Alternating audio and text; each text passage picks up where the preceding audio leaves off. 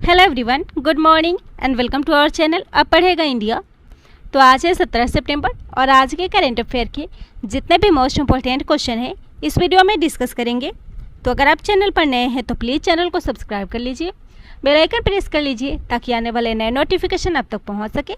इस वीडियो के सभी क्वेश्चन सिलेक्टेड और अच्छे लेवल के हैं जो कि आपके एग्जाम्स के लिए काफ़ी इंपॉर्टेंट हो सकते हैं। तो चलिए स्टार्ट करते हैं आज के इस वीडियो का फर्स्ट क्वेश्चन। आज का पहला क्वेश्चन है, हाल ही में ड्राई राशन योजना किस राज्य सरकार द्वारा शुरू की गई है? तो इसका राइट आंसर होगा ऑप्शन ए उड़ीसा। उड़ीसा राज्य सरकार ने हाल ही में ड्राई राशन नाम से एक योजना को शुरू की है और इसका उद्देश्य है प्रवासी श्रमिकों को ड्राई राशन की आपूर्ति करना। इस योजना के तहत जिनके पास राष्ट्रीय खाद्य सुरक्षा अधिनियम के तहत राशन कार्ड नहीं उपलब्ध है उन्हें भी इस योजना का लाभ प्रदान किया जाएगा। इस योजना के तहत प्रत्येक श्रमिकों को 5 किलो चावल मुफ्त प्रदान किए जाएंगे। बात हो रही है प्रवासी श्रमिकों जो कि रोजगार की दृष्टि से एक स्थान से दूसरे स्थान पर प्रवास करते हैं, उन्हें ही प्रवासी श्रमिक कहा जाता है। तो योजना शुरू हुई है उड़ीसा में, जिसकी स्थापना हुई थी 1 अप्रैल 1936 को। राजधानी है भुवनेश्वर और मुख्यमंत्री है नवीन पटनायक। राज्यपाल है गणेशी लाल और मुख्य न्यायाधीश है एस मुरलीधर। नेक्स्ट क्वेश्चन है, किस शिक्षा बोर्ड को यूनेस्को साक्षरता पुरस्कार प्रदान किया गया है? तो इसका राइट आंसर होगा ऑप्शन सी NIOS। हाल ही में NIOS को यूनेस्को साक्षरता पुरस्कार से सम्मानित किया गया है। यह मान्यता प्रौद्योगिकी सक्षम समावेशी शिक्षण सामग्री के माध्यम से विकलांग लोगों को शिक्षित करने के लिए है ताकि विकलांग व्यक्तियों को भारतीय सांकेतिक भाषा यानी कि इंडियन साइन लैंग्वेज आधारित सामग्री तक पहुंचने में विकल्प मिल सके। बात हो रही है NIOS की, जिसका फुल फॉर्म होता है national institute of open schooling यानी कि राष्ट्रीय मुक्त विद्यालय शिक्षा संस्थान। मुख्यालय है इसका नोएडा, उत्तर प्रदेश। वही बात करें यूनेस्को की, जिसका फुल फॉर्म होता है United Nations Educational Scientific and Cultural Organization यानी कि संयुक्त राष्ट्र शैक्षिक वैज्ञानिक और सांस्कृतिक संगठन, जिसकी स्थापना हुई थी 16 नवंबर 1945 को। मुख्यालय है पेरिस, फ्रांस में और अध्यक्ष है आंद्रे अजोले। नेक्स्ट क्वेश्चन है, किस राज्य सरकार ने नए पुलिस आयोग के गठन की घोषणा की है? तो इसका राइट आंसर होगा ऑप्शन बी तमिलनाडु। तमिलनाडु राज्य सरकार द्वारा राज्य में नए पुलिस आयोग गठन की घोषणा की गई है और इसका उद्देश्य है राज्य में आम जनता के द्वारा पुलिस की मांगों और ज़रूरतों को पूरा करना। बात हो रही है तमिलनाडु की, तो राजधानी है चेन्नई, मुख्यमंत्री है M स्टैलिन और राज्यपाल है RN रवि। विधानसभा सीट है 235, राज्यसभा सीट है 18 और लोकसभा सीट है 39। हाई कोर्ट है मद्रास हाई कोर्ट और प्रमुख लोक नृत्य है भरतनाट्यम। जबकि बात करें राज्य के करंट अफेयर की, तो देश का पहला डोर स्टेप हेल्थ केयर योजना यहाँ शुरू हुई है। रामास्वामी पेरियार की जयंती सामाजिक न्याय दिवस के रूप में राज्य में मनाई जाएगी और तमिल कवि सुब्रमण्यम भारती की पुण्यतिथि को राज्य में महाकवि दिवस के रूप में भी मनाया जाएगा। नेक्स्ट क्वेश्चन है, महाराष्ट्र के राज्यपाल भगत सिंह कोश्यारी के द्वारा किसे चेंज मेकर पुरस्कार से सम्मानित किया गया है? तो इसका राइट आंसर होगा ऑप्शन ए डॉक्टर शगुन गुप्ता। हाल ही में डॉक्टर शगुन गुप्ता को भगत सिंह कोश्यारी के द्वारा चेंज मेकर पुरस्कार से सम्मानित किया गया है। यह पुरस्कार उन्हें 11 सितंबर 2021 को महाराष्ट्र के राज्यपाल द्वारा समाज में उनके बहुमूल्य योगदान के लिए दिया गया है। बात हो रही यहाँ हाल ही में मिले पुरस्कारों की, तो इस क्वेश्चन से जुड़े करंट अफेयर के कुछ इंपॉर्टेंट पॉइंट्स हैं, जैसे कि हाल ही में सुपर 30 के संस्थापक आनंद कुमार को स्वामी ब्रह्मानंद पुरस्कार 2021 से सम्मानित किया गया है। वहीं बात करें 2 भारतीय शिक्षकों को मेघना मुसुनुरी और सत्यम मिश्रा 2021 के वैश्विक शिक्षक पुरस्कार के लिए चुने गए हैं। जबकि 7वें Yamini Hazarika women of substance award मिला है नमिता गोखले को, जो कि एक लेखिका है। वहीं शैलेंद्र सिंह 3 गंभीर रूप से लुप्तप्राय कछुए संरक्षण के प्रजातियों को विलुप्त होने से बचाने के लिए बहलर कछुआ संरक्षण पुरस्कार से सम्मानित हुए हैं। नेक्स्ट क्वेश्चन है, शून्य अभियान की शुरुआत हाल ही में किसके द्वारा की गई है? इसका राइट आंसर होगा ऑप्शन डी, इन सभी, यानी कि नीति आयोग, आरएमआई और आरएमआई इंडिया के द्वारा शून्य अभियान की शुरुआत की गई है। नीति आयोग ने एमआरआई और एमआरआई इंडिया के सहयोग से शून्य प्रदूषण वाली डिलीवरी वाहनों को बढ़ावा देने के लिए इस पहल की शुरुआत की है, जिसका उद्देश्य है शहरों और बाहरी क्षेत्रों में डिलीवरी के लिए इलेक्ट्रिक वाहनों के उपयोग को बढ़ावा देना। बात करें नीति आयोग की तो इसका फुल फॉर्म होता है national institute for transforming India, यानी कि राष्ट्रीय भारत परिवर्तन संस्थान, जो भारत सरकार द्वारा गठित एक संस्थान है जिसे योजना आयोग के स्थान पर बनाया गया है। इसके अध्यक्ष है प्रधानमंत्री नरेंद्र मोदी और स्थापना हुई थी 1 जनवरी 2015 को। उपाध्यक्ष है राजीव कुमार और सीईओ है अमिताभ कांत। अगला क्वेश्चन है, देश का सबसे पहला कार्बन कैप्चर प्लांट हाल ही में कहाँ पे शुरू हुआ है? इसका राइट आंसर होगा ऑप्शन डी, जमशेदपुर, यानी कि जमशेदपुर झारखंड में देश का सबसे पहला कार्बन कैप्चर प्लांट को शुरू किया गया है। और इस प्लांट को डिज़ाइन किया है टाटा स्टील ने, जो कि ऐसी पहली कंपनी बन गई है जिसके पास ब्लास्ट फर्नेस गैस से निकलने वाली कार्बन डाइऑक्साइड को कैप्चर करने के लिए प्लांट को विकसित किया है। यह प्लांट कैप्चर किए गए कार्बन डाइऑक्साइड को ऊष्मीय मान यानी कि कैलोरीफिक वैल्यू के साथ गैस नेटवर्क में वापस प्लांट को भेज देता है और प्लांट की प्रतिदिन की क्षमता 5 टन की है। बात करें टाटा स्टील की, जो पूर्व में Tata iron and steel company limited था, अर्थात इसे टिस्को के नाम से जाना जाता था और यह भारत के प्रमुख इस्पात कंपनी है, जो दुनिया की 5वीं सबसे बड़ी इस्पात कंपनी है। इसकी स्थापना हुई थी 1907 में और इसका मुख्यालय है जमशेदपुर झारखंड और इसके सीईओ और एमडी है टीवी नरेंद्रन और इसके संस्थापक है जमशेदजी टाटा। जमशेदपुर झारखंड में स्थित है। झारखंड की राजधानी है रांची। मुख्यमंत्री है हेमंत सोरेन और राज्यपाल है रमेश बैस। झारखंड की सीमा बिहार, उड़ीसा, पश्चिम बंगाल, उत्तर प्रदेश और छत्तीसगढ़ से लगती है। हाल ही में झारखंड के सोहराय खोपर पेंटिंग को जीआई टैग प्रदान किया गया है। नेक्स्ट क्वेश्चन है, डिजिटल कॉमर्स प्लेटफॉर्म इक्विनॉक्स को हाल ही में किसने लॉन्च किया है? तो इसको लॉन्च किया है इन्फोसिस ने, तो इसका राइट आंसर होगा ऑप्शन सी, इन्फोसिस। इक्विनॉक्स जो अपनी 4 प्रकार की पेशकशों यानी कि Infosys equinox, micro services, Infosys equinox commerce, Infosys equinox experience और इन्फोसिस इक्विनॉक्स मार्केटिंग के माध्यम से व्यवसाय को marketing, merchandising, e commerce, store संचालन, आपूर्ति श्रृंखला और ग्राहक सेवा में अपने डिजिटल कॉमर्स को बदलने में मदद करता है। वही बात करें इन्फोसिस लिमिटेड की, तो एक बहुराष्ट्रीय सूचना प्रौद्योगिकी सेवा कंपनी है जिसका मुख्यालय बेंगलुरु कर्नाटका में स्थित है और यह भारत की सबसे बड़ी आईटी कंपनियों में से एक है। इसकी स्थापना हुई थी 2 जुलाई 1981 को। सीईओ है सलील पारेख और मुख्यालय है बेंगलुरु कर्नाटका और संस्थापक है NR नारायण मूर्ति, नंदन नीलेकणी और SD शिबुलाल। नेक्स्ट क्वेश्चन है, किस एरोस्पेस कंपनी या एजेंसी ने हाल ही में अपना पहला ऑल टूरिस्ट क्रू को लॉन्च किया है? इसका राइट आंसर होगा ऑप्शन सी, स्पेसएक्स।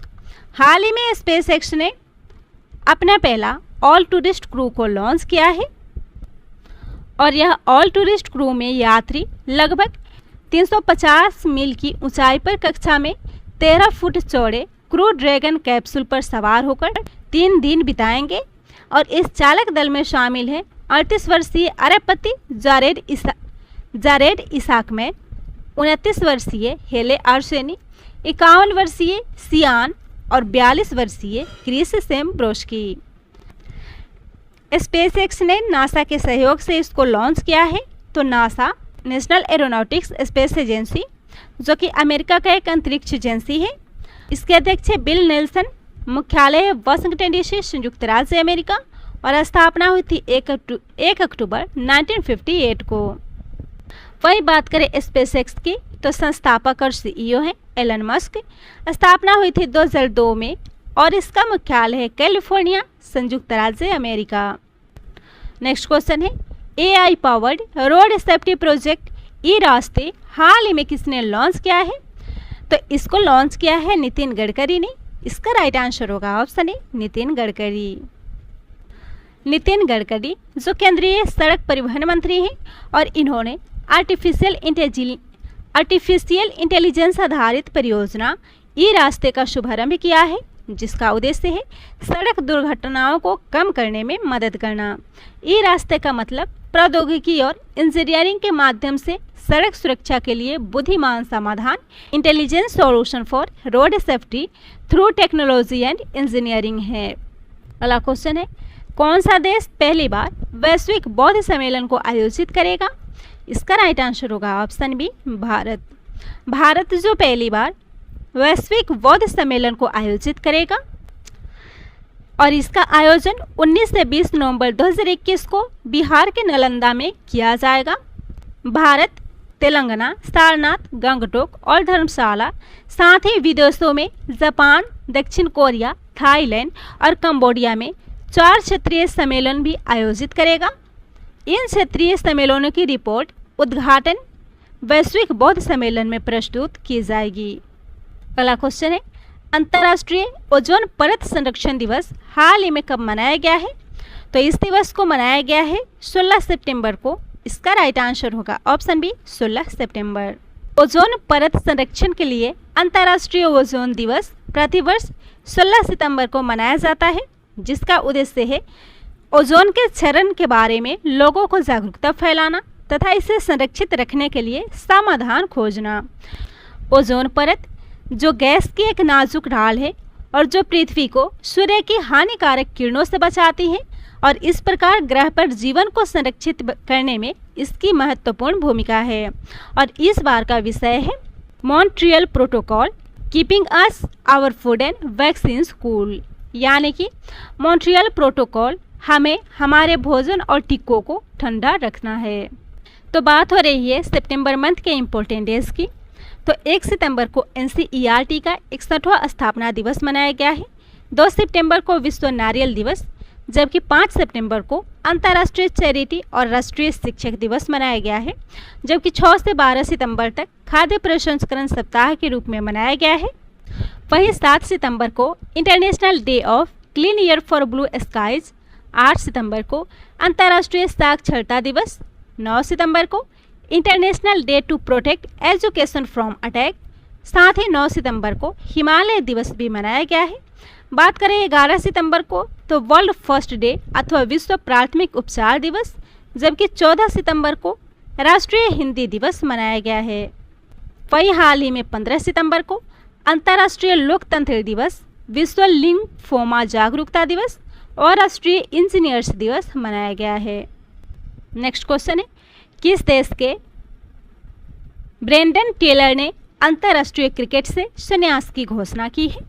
तो इसका राइट आंसर होगा option D Zimbabwe. Cricketer Brendan Taylor ने अंतर्राष्ट्रीय क्रिकेट से संन्यास की घोषणा की है।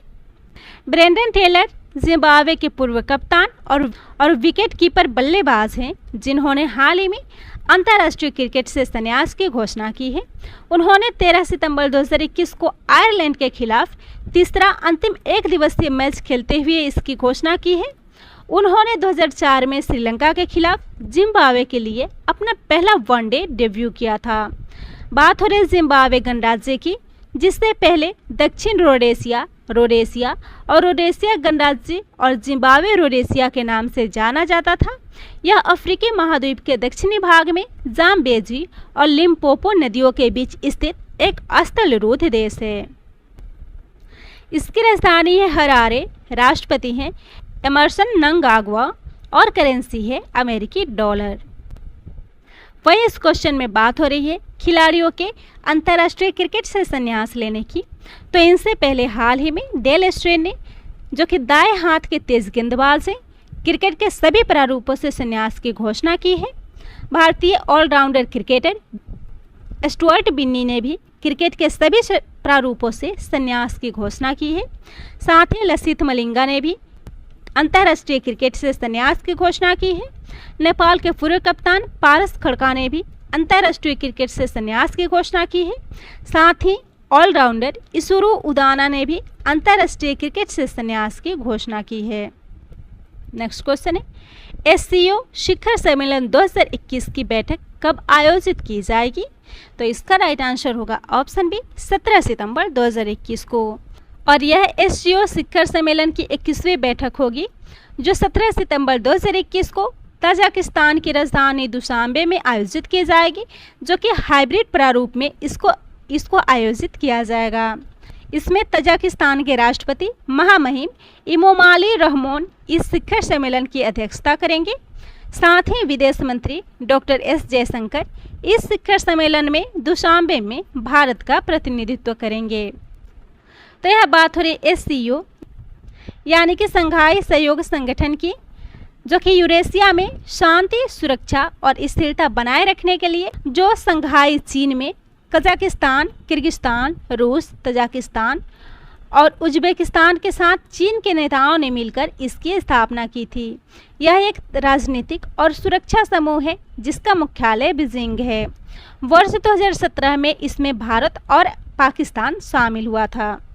और हाल ही में 6 अगस्त 2021 को SCO के 8वें न्याय मंत्रियों की बैठक आयोजित की गई थी, जिसमें भारत की तरफ से कानून और न्याय मंत्री किरण रिजिजू के साथ ही राज्य मंत्री प्रोफेसर SP सिंह बघेल भी भारत की मेजबानी की। नेक्स्ट क्वेश्चन है, केंद्रीय अप्रत्यक्ष कर और सीमा शुल्क बोर्ड द्वारा किस हवाई अड्डे को सीमा शुल्क अधिसूचित हवाई अड्डा घोषित किया गया है? इसका राइट आंसर होगा ऑप्शन सी कुशीनगर हवाई अड्डा। हाल ही में कुशीनगर हवाई अड्डा केंद्रीय अप्रत्यक्ष कर और सीमा शुल्क बोर्ड के द्वारा सीमा शुल्क अधिसूचित हवाई अड्डा घोषित हुआ है। और इसको सीमा शुल्क अधिसूचित घोषित करने का उद्देश्य है बौद्ध तीर्थयात्रियों सहित अंतर्राष्ट्रीय यात्री आवाजाही को आसान बनाना। आज का लास्ट क्वेश्चन है, फोर्ड मोटर ने किस देश में अपने सभी उत्पादन को बंद करने की घोषणा की है? इसका राइट आंसर होगा ऑप्शन बी फोर्ड, जो कि चौथी तिमाही तक गुजरात में एक असेंबली प्लांट, साथ ही चेन्नई में वाहन और इंजन निर्माता संयंत्रों और अगले साल तक दूसरी तिमाही तक इसे बंद करने की घोषणा की है। फोर्ड भारत से निकलने वाली नवीनतम अमेरिकी कार निर्माता बनी है। इससे पहले भारत में परिचालन बंद करने वाली अन्य अमेरिकी कंपनियों में शामिल है जनरल मोटर्स यानी कि GM और अमेरिकी मोटरसाइकिल कंपनी हार्ले डेविडसन। बात करें फोर्ड मोटर कंपनी की तो इसका CEO है जिम फार्ले, सह संस्थापक हैं हेनरी फोर्ड। स्थापना हुई थी 16 जून 1903 को और इसका मुख्यालय है मिशिगन, संयुक्त राज्य अमेरिका। तो यह था आज के करेंट अफेयर का मोस्ट इम्पोर्टेंट क्वेश्चन। वीडियो पसंद आता हो तो वीडियो को शेयर कीजिएगा, चैनल को सब्सक्राइब कीजिएगा।